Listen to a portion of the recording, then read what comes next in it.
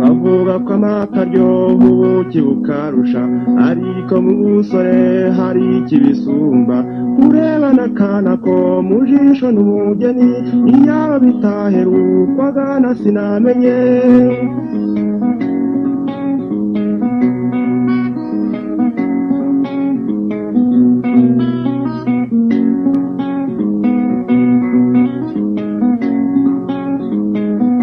Abasore batishaho uwo urabukize, abakuze barirangwa icyabo basubiza. Ukicinye icyarutindi intangamuganganyo, naho ubwo sinamenye izabihanagura.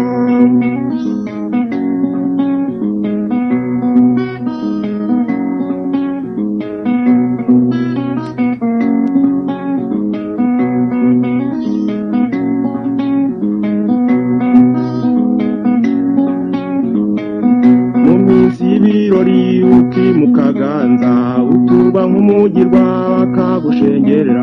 Bikarya abaheru banda rugahera inyuma, ariko sinamenye kabigutegereje.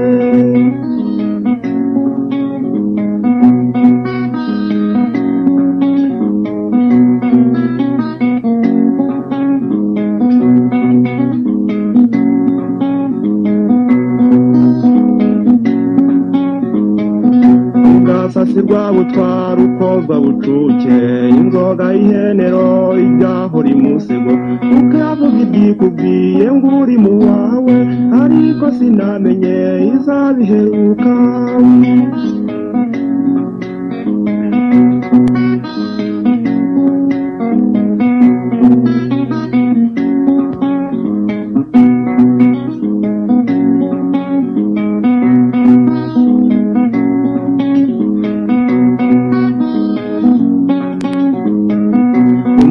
Yavuka impundu zikavuga, iminsi y'abamike akagusaba uruhu. Indura akayidehera ntatumugoheka, indura akayidehera ntatumugoheka.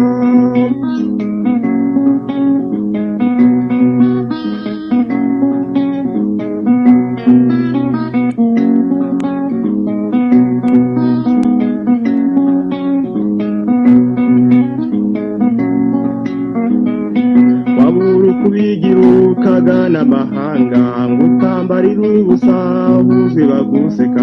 Inzira y'amahanga ikakubona ukandika, inzira y'amahanga ikakubona ukandika.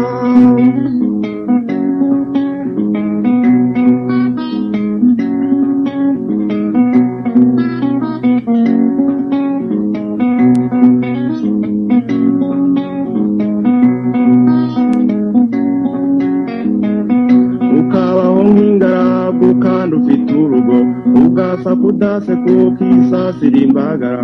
Ukemera kwitwa ingarama kirahambi, ukemera kwitwa ingarama kirahambi.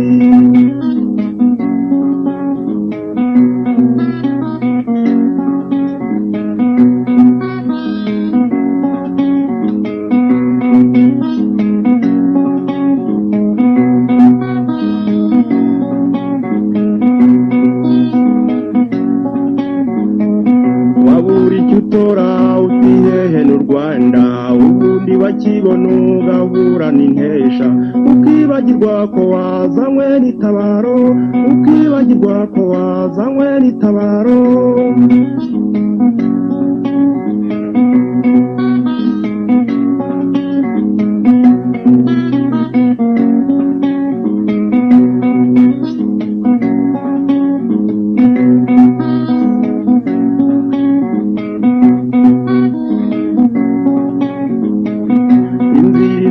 Mibangi itarizigama, ngikwibutsa iryanseko n'umutima ukeye. N'ijambo risize umunyu wayivugiyemo, n'ijambo risize umunyu wayivugiyemo.